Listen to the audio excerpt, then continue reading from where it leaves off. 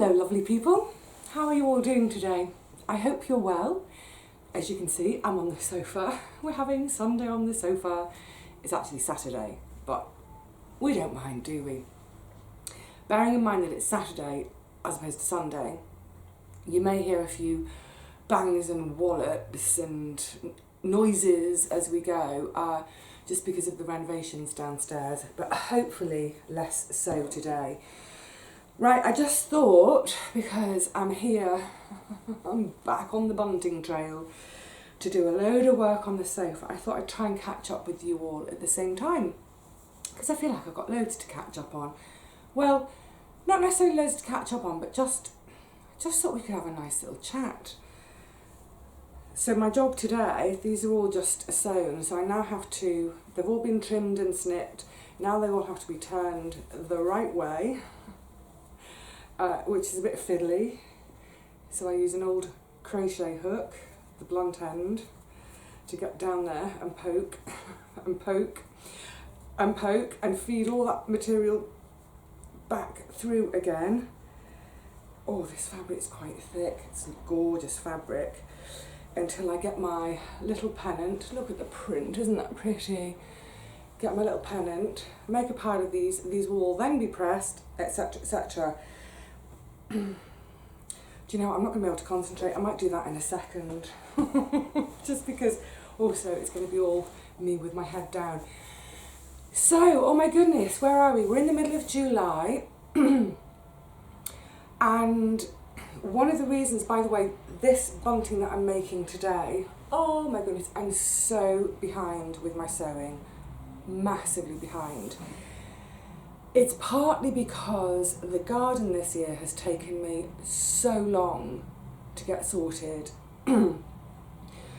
Look, everything takes me at least twice as long as it used to because of the stupid knees. Don't want to go on about it, blah, blah, blah.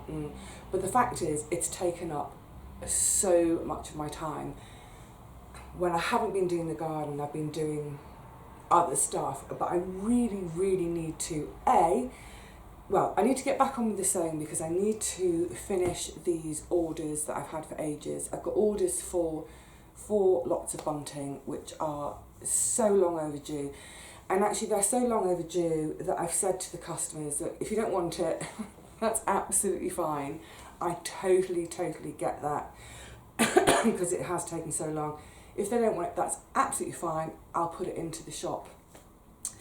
Now the thing with the shop, oh my goodness, you know, lockdown has, financially, it's been an absolute blimmin' nightmare because, well, I haven't been able to go to any sales or auctions or any of those places where I would normally go once a week or so. I go to look for things to buy, to polish up, beautify and put into my shop.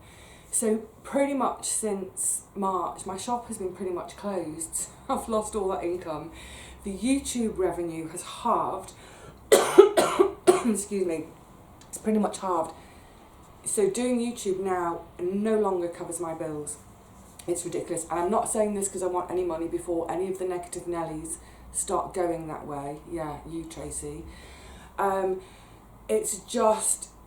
It's just one of those things of coming to a point of going, you know what, Vivi, you've got to get back to the sewing. You've got to. And actually, I'm really excited to. It's a beautiful day today, and there's a huge part of me which would much rather be in the garden, but being in the garden don't pay the bills. It gives me food and it gives me joy, but it don't pay the bills. Anyway, yes, so I'm cracking on with these commissions at the moment, and I'm hoping over the course of the next week to get them all finished and out to their new homes. Then I've got 1, 2, 3, 4, I'm looking over in my cabinet, 5 on my chair there, 6. I've got about 6 new bunting designs to come out. There'll be multiple runs of each one, so there should hopefully be enough to keep a lot of people happy.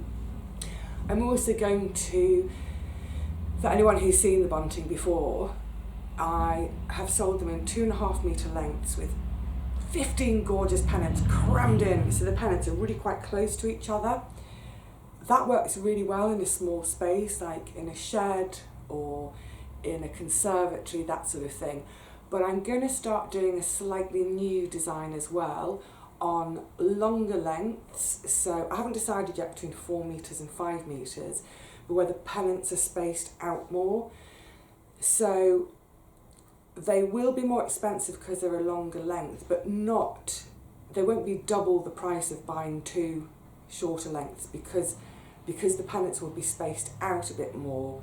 There'll be less fabric per metre than in my 2.5 metre ones, if that makes sense. So yeah, I'm going to give that a go. Hopefully there'll be some interest for that.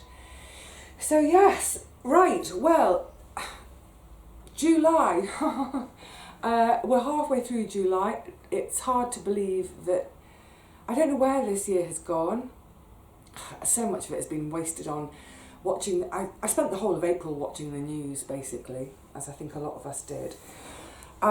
It was my birthday right at the beginning of the month, so thank you ever so much for presents, cards, messages. It's just been wonderful. And what's glorious is it's turned into a birth month instead of a birthday celebration. Because as the last couple of weeks have gone on, I've been catching up with folk I haven't seen for a few days, and I've gone, oh, here's your birthday present, Vivi. So yeah, oh, I feel really spoilt for just having so much attention all month.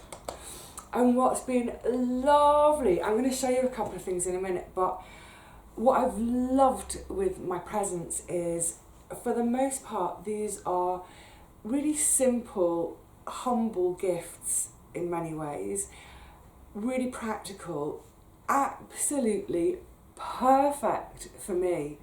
You know, my friends know me so well. They're so thoughtful and lovely. So you will have seen on a video by now that beautiful module tray that Paul gave me. Well, Richard and Paul, sorry Richard. It's not just the module tray, but the plants inside it. My brassicas have been failing miserably this year, so to be given a tray of brassicas, how wonderful. And then a couple of days ago, some of you are on my Facebook, so you'll have seen this already, but a couple of days ago, I'd had a really long day in the garden, and at one point I'd come back from the garden to my shed, and there on my table was a birthday surprise from one of my plot friends. Beautiful bottle of organic wine. It was gorgeous. I've still got a couple of glasses left in it. I've been eking it out because it's so lovely. So that was lovely and thoughtful. But also a couple of courgettes. Thank you. I don't grow any. And this is what I mean about things being simple and humble, but thoughtful. So these friends, they know I don't take a newspaper anymore because it's one of those expenses. Literally the minute I stopped work, it was one of those things of, right, no more newspapers, no more magazines. The cost over a month, it really adds up, and I knew that was a cost I was not going to fork out anymore. So this was a little pull out from their newspaper, and can you make that out? And there's like a sort of a feature article in there about Roger. Oh, because I've been missing my tennis so much. And one of these neighbours is also tennis mad. So when the tennis is on, normally we'll be like, oh, yeah, talking to each other about it. But not only that, also because they know I love this, it's got loads and loads of the puzzles in it. I love Killer. I love all of them. Futoshiki, Kakoro, normal Sudoku, Killer. There's another one, isn't there, that's, oh yeah, Ken. I love that. Oh, there's a whole nother page of them. Samurai. Fantastic. So that's what I mean. You know, a gift doesn't have to cost a fortune, but it can be really, really, really appreciated. So thanks, girls, love it. this will come with me to the bathroom with a pencil, and I shall treat myself to a killer or a cacao roll or whatever each night when I'm having my bath. Brilliant. Also, oh yes, I've got this to try in a minute. This wasn't necessarily a birthday, but it was a gift sent through the post that Cara sent me the tea from Tea Pigs. So I've tried the rhubarb and ginger, that was yummy.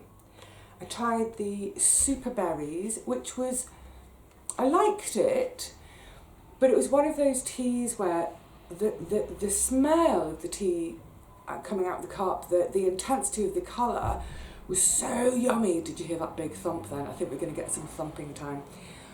But then the taste was was really quite a lot weaker than it looked like it should have been. It was nice, but it's slightly disappointing from looking at it to tasting it. The chocolate and mint was odd as a tea. I enjoyed it, but then it made me crave a cup of hot chocolate. So anyway, we've got licorice and peppermint to try today. Now I know when I mentioned this at the end of my thoughts on at the end of June, a number of you really, really like this. So fingers crossed I do too. Oh, actually, just before I talk about all of these, because I'm going to talk about Richard and Paul a lot in a minute, it's funny, this whole not having Wimbledon this year, and of course not having the French Open, not having Eastbourne, not having Queen's, you know, that's 4, 6, 8 weeks, a chunk of 8 weeks of my life that I've been robbed of this year. It occurred to me, because someone was asking me in the garden the other day, I haven't got any bunting hanging on my fence this year. And my whole fence and deck area is looking a bit flat. And actually, oh my goodness, it looks a state at the moment where I've taken the Taunton Dean out and now I've taken the St John's wort out. Oh, you haven't seen that yet. Oh, giveaway. Yeah, it's looking a bit bereft and beleaguered, so I must do some primping and fancifying of that part of the deck and fence. But yeah, when this friend was asking me the other day about, you've not got your bunting out, I suddenly thought, I know why. It's because I always put my bunting up around about the first day of the French Open. So that's usually, where are we? It's usually right towards the end of May, beginning of June. Is that the right timing? The last week of May? Anyway, that's when I put my bunting out. I put my bunting out when the French Open is about to start. And for me, that's my kind of, right, this is it, we're heading into summer. And of course, normally in the garden by that stage, I'll have done most of it apart from planting out, say, the tender things like tomatoes and squash. But all the beds will have been prepped, the structure's up, any of my direct seeding, so a lot of my beans and my chickpeas and that would all be done by the beginning of the French Open. There are 2 reasons for that. 1, because I want my crops to get going, and 2, so that I can be at home watching tennis instead of working in the garden. So yeah, I think it's definitely a reflection of the fact that this year I haven't felt quite myself in terms of my timing, in terms of with the garden, you know, with the tennis missing. And I suddenly looked at it all the other day and I thought, oh, that's a bit sad, you know, the fence. So I'm going to sneeze, that's what I'm going to do. Oh, chew, excuse me. Oh, chew, excuse me. That was the most ridiculous sneeze sound. Yes, what I'm going to do is over the next week or so, as I'm cutting and sewing and cutting and sewing, I'm going to siphon off a few little pennants just for me, because I need to make some new bunting for the fence. But yes, anyway, so the thing is, Wimbledon obviously got cancelled. But what was great is every day at lunchtime they were doing a Wimbledon rewound, and each day they were showing a match from history for that particular day from 20 years ago, 10 years ago, 50 years ago, whatever. So for example, on the first Monday, they showed matches from the first Monday years ago. And then in the evening, where we'd normally have our, it's a programme called A Day at Wimbledon, Today at Wimbledon, and it's an hour-long special where they round up everything that's happened that day. So they kept that show, but obviously there was no tennis to show, so it was just an excuse to watch even more old matches. But here's the thing that got me. I do occasionally, you know, like on YouTube or somewhere, I will watch an old match, but very infrequently, because I just generally don't have much time to do that. And as I say, normally with all the tennis happening live, that's what I'm watching. So it was really weird to me, and there's going to be a whole generation, I'm going to talk about generations twice, I've realised today, but it's going to be a whole generation of younger people who don't know what I'm talking about. It was so weird watching matches played with wooden rackets again. So I rewatched the McEnroe-Borg final from 1980. That final happened 2 days before my 13th birthday. I loved Borg. I was like, please let him win, please let him win. Yeah, I can't start my teenage years with McEnroe winning. And of course, Borg did win. But yeah, wooden rackets. White balls. Isn't that weird? I couldn't work out. I was watching a match, not the Borg and McEnroe, I was watching another match, and I was thinking, what's weird about this match? The balls are white. That seems mad now, doesn't it? Have you ever seen a tennis ball that's not bright lime green? Of course, the other thing, the net cord judge. Do you remember they sort of like, here's the net post. They used to sort of put their 2 fingers on and lean their head against it. And I used to think, what a ridiculously precarious position to be in when these guys and girls are serving. You know, there must be a blooper reel somewhere of all the net cord judges being thwacked upside their head with a ball. Wow, that could really concuss you, couldn't it? So yeah, it's been a real kind of fun trip down memory lane, looking at all these, you know, the fashions as they've changed over years. Oh my goodness, the girls in the 70s wearing frilly knickers under their dresses. They were frilly knickers like babies used to have this rubberized frilly knickers that you would pull up and over the terry cloth nappy. That's crazy. I'm glad that's gone. The men's shorts, like teeny tiny shorts. Like Borg and McEnroe, teeny tiny shorts, and then suddenly we come to Nadal in the, what was it, like the mid-noughties, and suddenly his trousers, he looked like Smee from, Peter Pan, with his shorts almost below his knees. Oh, it's been great. It's been an absolute joy. Oh, and the other thing that struck me watching these older matches, the lack of grunting and squeaking, and yeah, it's really great to just have a tennis match where you get the beautiful sound of the ball when it's hit in that sweet spot, and all you hear is the sound of the ball and not the that was a Monica Seles. Yeah, fantastic.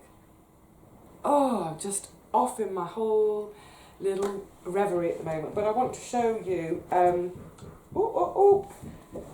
I'll come, and there's another thing, yeah, of course.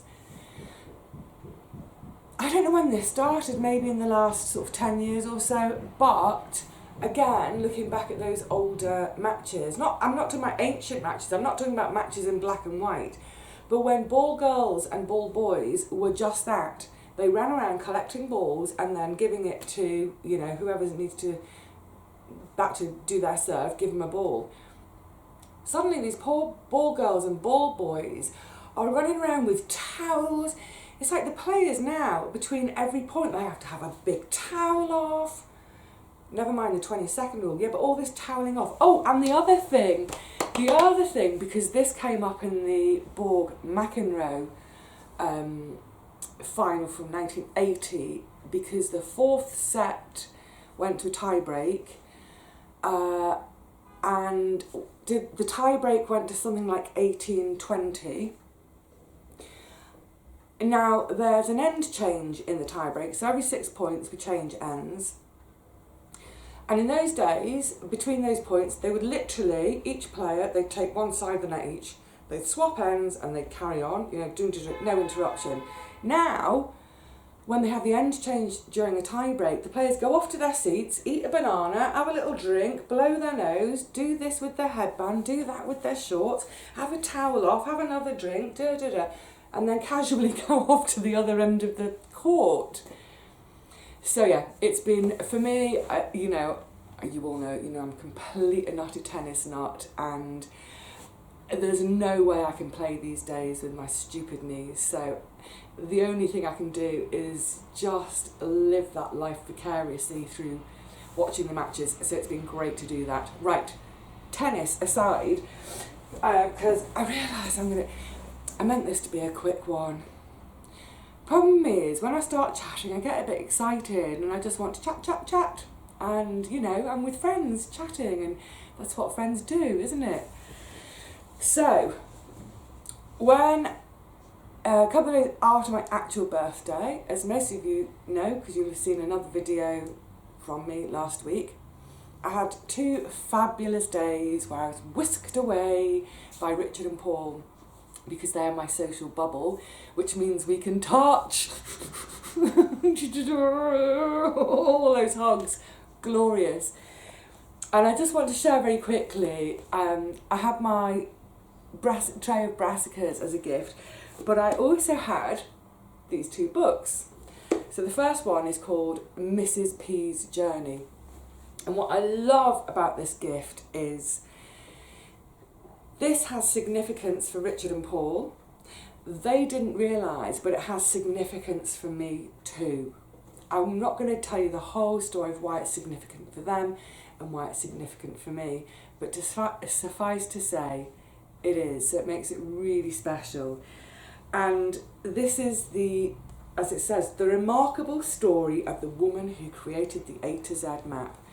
This woman in the late 20s, early 30s, she spent 1 year of her life walking 23,000 streets of London to map them. Amazing. The result of her work became the A to Z. Now this is a lovely facsimile edition of the 1938-39 edition of the A to Z. So at the back you've got the index of all the streets, and then I'm going to try and find my page where I live. It's going to be on page 86, 87-ish. Where's it gone? Oh, never mind, but there we go. There's the mapping. You can see it's all in grid squares. So the idea is you look up the street name at the back and it gives you the page number and then the grid reference so you can find it. There's also, I love this, look at this. A pull-out map. Sorry, the light's really bad, isn't it? A pull-out map. I think I'm actually going to pull this out and frame it. It's so lovely. I love maps. We were talking about this because it occurs to me, and this is the other thing. There we go, nice close up. It's another generational thing where, I don't know, maybe everyone under 20, the idea of an A to Z, what's an A to Z? Because of course now, so many people have got a smartphone which you can bring up a map on, or we've got our computers, we can Google an address, find something that way. But before all that, for example, in the 90s, so I first came to London in 1990. I knew central London okay-ish already. But London is massive. So everybody in London has They're London A to Z. It's a bit easier to see these days than the old type because, you know, the roads are one colour and obviously housing and that. These are, if you are a Londoner, this was your Bible.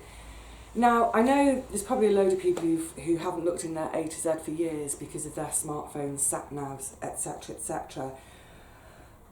But I'm willing to bet you that anyone over the age of 30 who lives in London has got their A to Z knocking around somewhere. This, sorry, excuse me, this is the deluxe edition with the ring binder.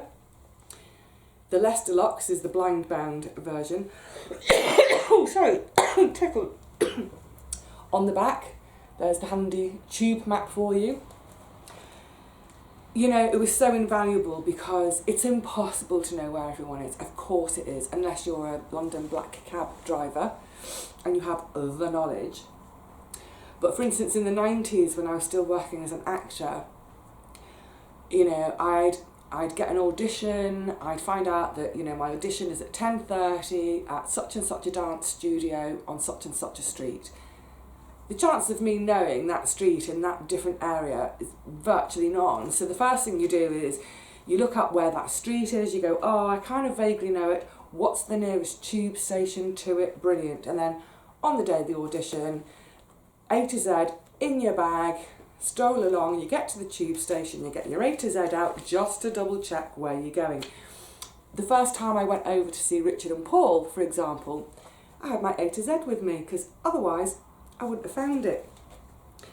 Something else that we all used to do as well is if you're going out for the night and it was a kind of going out, as in you've only got a little tiny bag with you, you know, for your keys and your purse and kind of, yeah, it's before the times of carrying your mobile phone even, because you didn't want to carry your big bulky A to Z and your friends had said, oh, come to this, you know, we're having a little gathering at this restaurant in Camden, what you'd do is you'd photocopy the page of the A to Z that it was on and then with a highlighter pen mark your route from the tube station to the event. So you just have that slip of paper in your bag instead. So yeah, it really lovely gifts. I love the fact that, like I said, it means something to those two. This means something to me. Wonderful. And what I also loved was, that kind of, the memory of my life in London in the 90s when I was just gadding about all the time, whether it was off to auditions or going off to find a rehearsal room, where's the rehearsal rooms, all those fabulous nights out on the town, and yeah, all of those memories came flooding back. It was great. I think I'm going to have a sip of my licorice and peppermint tea pig. It smells mostly just peppermint. Can't smell licorice, but it smells mint.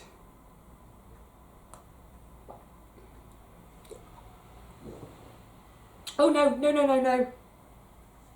Oh, that's rank. Hold on a sec.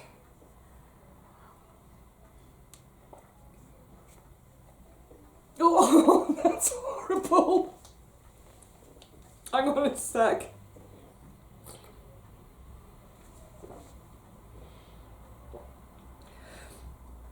Sorry, Cara, I've really enjoyed all the others, but that is vile.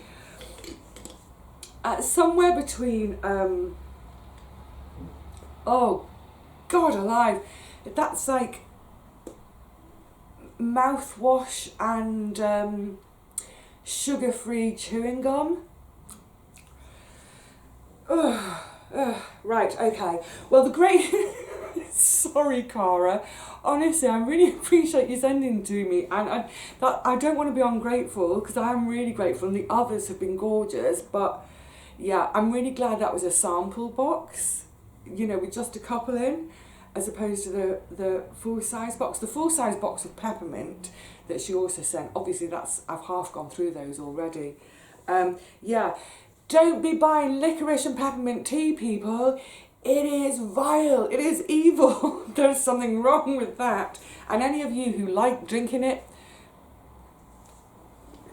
crikey, yeah, no.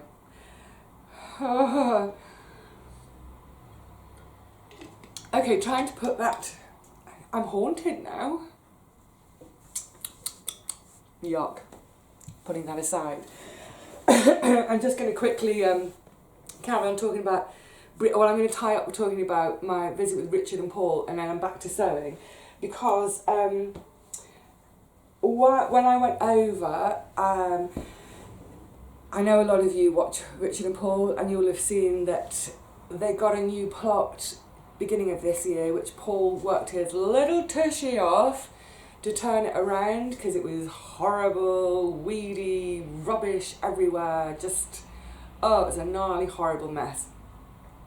He's got it sorted, it's looking gorgeous, but they also inherited a shed on that new plot, which Paul has painted the outside, he's going to paint the inside, probably a pale blue colour. So I thought, well, you know what, I'll take some fabric over when I go and spend my time with him and see what Paul would like for the shed. So I gave him a few choices, but I, and his viewers and his Planet Vegetarian friends settled on this one. Isn't that lovely? Maybe I should do the whole screen of it.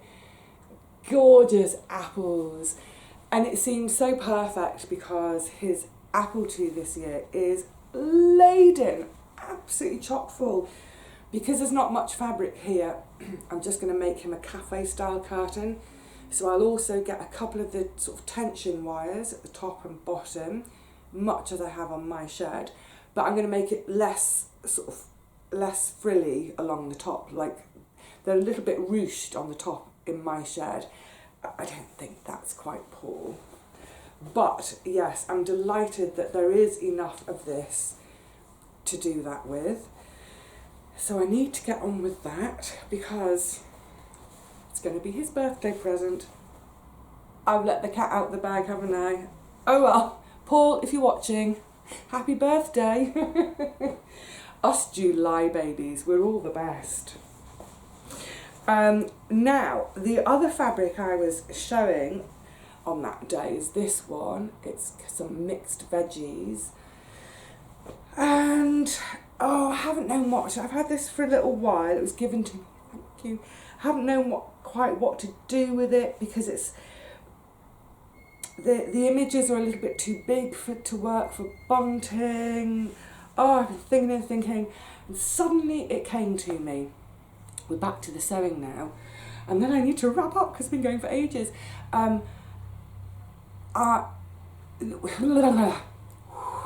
Thoughts, Vivi. Our government has declared that from, I believe it's Saturday the 25th of July, we will now all have to wear masks in public enclosed spaces. So not the enclosed space of your home, where you live in your bubble, but anywhere outside of the home. So the most obvious one for that is shops. So because of that, I've suddenly had a load of family and friends saying, can you make me a mask? I made a couple of masks weeks ago, right back at the beginning of lockdown, probably in April sometime. And those I gave to a couple of my people in my neighbourhood who were particularly vulnerable. And I didn't keep one for myself, so I need to get making for me. And I just suddenly thought, so many of my friends who have asked me to make a mask for them are gardeners, veggie gardeners, including my mum. So there's enough, I think there's enough fabric here. I'll face it with a different fabric, as in on the other side. But I reckon I should be able to get about 10 masks out of this.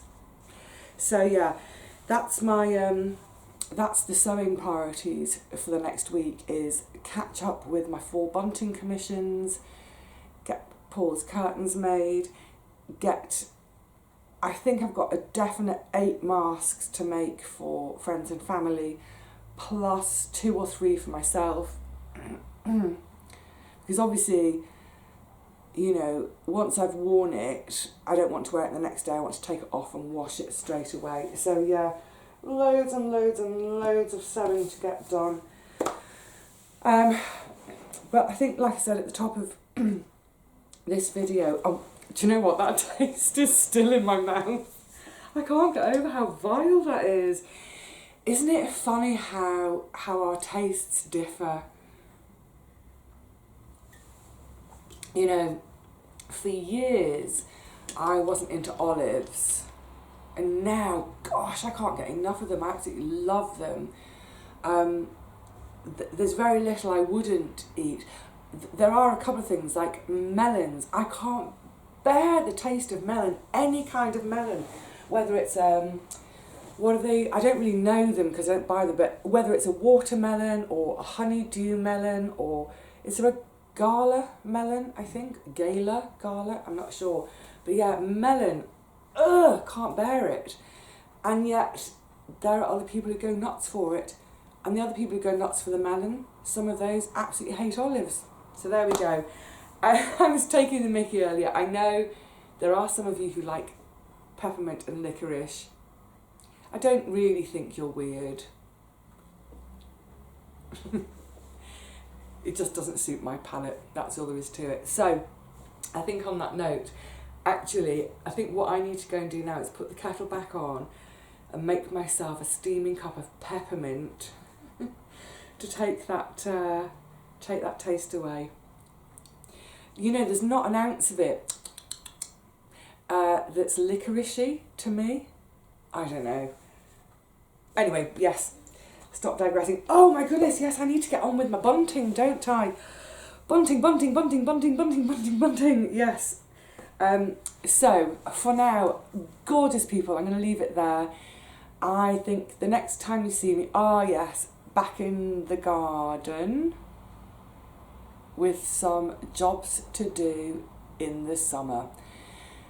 So until then, please look after yourselves, look after each other, have fun, be productive, be creative, whether you're in the garden, at home, whether it's on a sewing machine, on a woodworking lathe, with a notebook and a pencil, whatever it is, let your imaginations fly and just immerse yourself in the joy of creating. See you soon.